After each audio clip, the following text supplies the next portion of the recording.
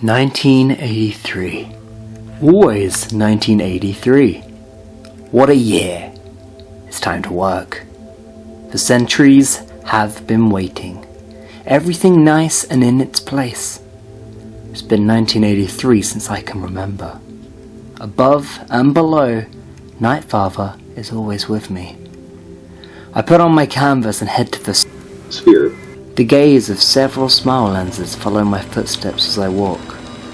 Skull children hang from the skylines when suddenly, all lenses target on me. Break. I'm sat on my fun platform now with what feels like 20 minutes of my life missing. My heart pounding and my dorsal fins probed. Everything is probably fine. Work was booming as usual, filing violent sounds into various boxes, whilst under the motherly hand of the always watching and smiling happy turrets, painted with their yellow happy little smiles. "Hello, Anon," says Anon. You know, the other one. My work colleague, the practical joker he was. With his hushed tone and turbulent many hands, he tells me about his money issues. "That's inflation for you," I retort. "It's nothing to do with inflation. It's all them fucking CCTV cameras save nowadays." Anon dryly responds.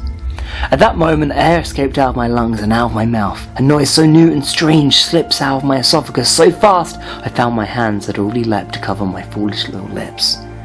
Big Brother's eyes snap to attention and zoom on this moment of comedy? Is that the word? This isn't good. Nightfather hates people making witticisms, celebrating birthdays, and the old library. Nightfather hates people acknowledging the old library. The small lenses guided a new figure to us, in a beautiful ballet of machinery, its countless widow legs scuttled over to us. It was one of Nightfather's Candaces. Oh dear. I shouldn't have thought about the old library.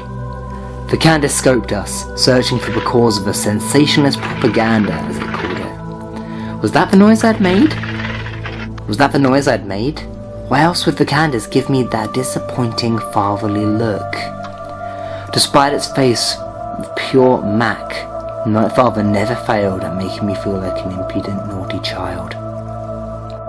"Return to your filing!" the Candace said to me in its gentle, loving tone. It had failed to locate the disturbance and casually decided instead to pick up my colleague within its paternal vice grips. His skin flaked asphalt and his spirits raised. The Candace relocated him to what I can only presume to be the void, as both he and it evaporated away. Anon had been promoted! How good for him! He worked so hard. I returned to my violent boxing of various sounds, curious as to that noise that had found itself within me. It tickled.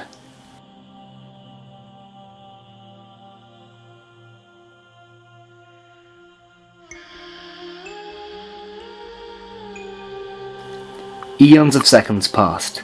As usual, new noises eventually emerged. If you wait long enough, you can always be sure of new noises eventually. The sound of existing children could be heard from outside the sphere. Nightfather and I opened the window to hear their low tones of naive freedom and silent playful joy. 3 almost children almost played in the industrial sand dunes, standing alertly, looking at each other with monotone looks on their faces.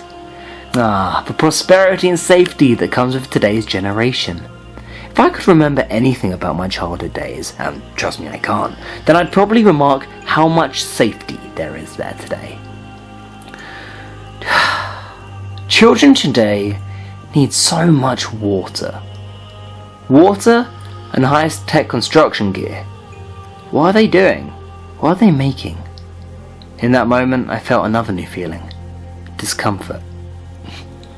The 2 children had now been joined by a happy turret, watching over them, every now and then prodding one with its kill stick to see if they were alive.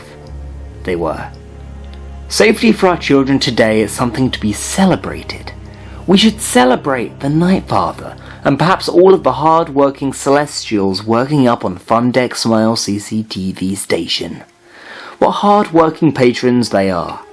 No longer do escaped children have to be disturbed by death worms, really big tunnels, or transcendental canines. They can stand to their heart's content in the glorious sand dunes, without having to even worry about the unmarked still aerodrone circling the area.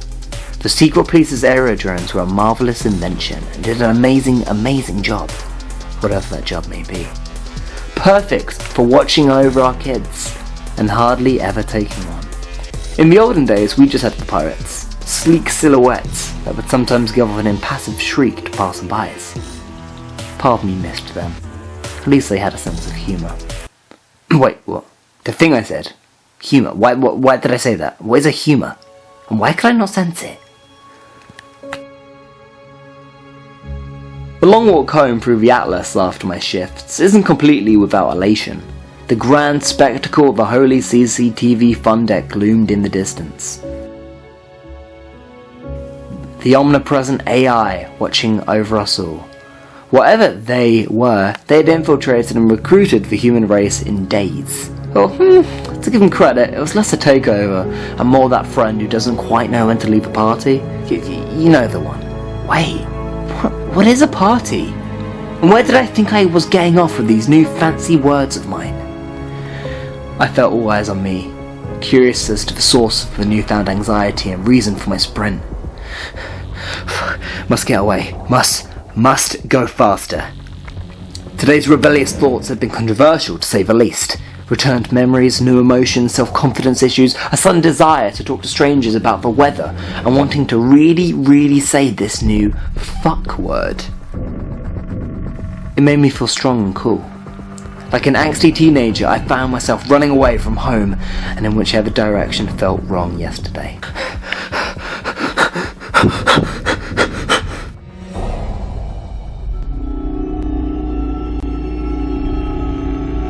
I awoke from another blackout. Empty bookcases around me.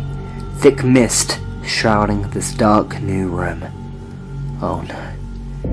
I had found myself in the old library. Fuck. Upon the utterance of this four-layer plosive, countless fluorescent eyes snap open, illuminating the dark. Organic black tendrils, becks and hands alike, slid to the soles of my feet, forming a puddle of pure homunculus around me. Their form permeated understanding. They were every object in my perception at once, including some new ones. This was Nightfather's true form. An abstract. I run in sheer panic from his familiar touch, panting, swearing, screaming, I clamour for an exit. What the hell is this? Don't touch me, get away! I stammer as the words roll into one, losing their meaning. I trip and cower on the floor as the abstract looms over me. Empty eyes glaring. A mouth opens. And then everything was fine. Nothing happened.